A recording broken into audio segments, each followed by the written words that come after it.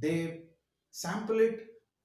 For example, if you look at the normal telephone conversation in a landline cable, the carrier frequency is 4000 hertz.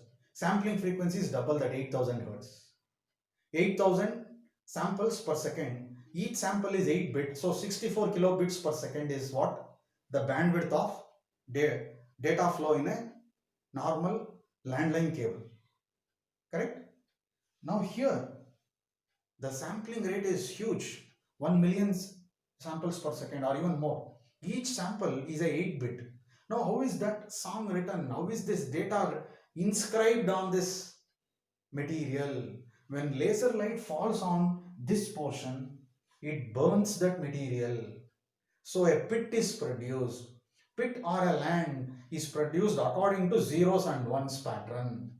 So if this is an plain DVD without any information, if data has to be inscribed on this, the laser head that is stored in, that is there in the CD drive, the laser head moves on this track, and depending on the data that has to be inscribed, the pit and land pattern is produced on this. The pit and land pattern represents the data in the song. Correct?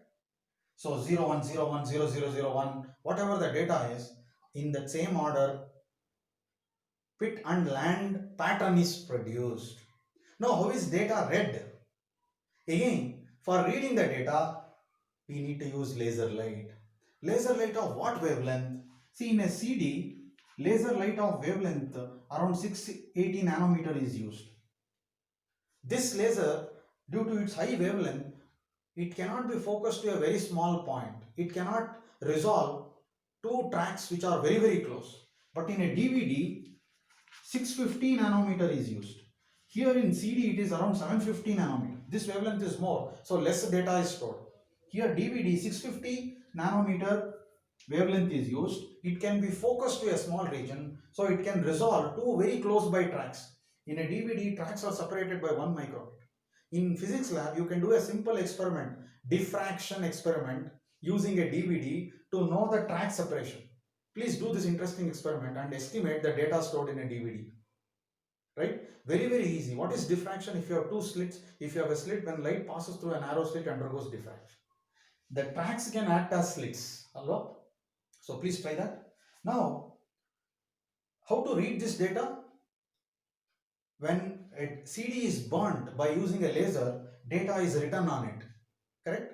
Now, to read the data, we have to send laser light. By seeing the light reflected from the pit or land, we can decode, we can decipher the data that is stored here.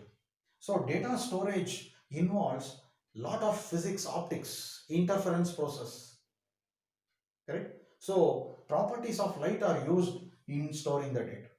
This is how laser is beneficial to us. You can read more about it. You can read how LASIK surgery is performed.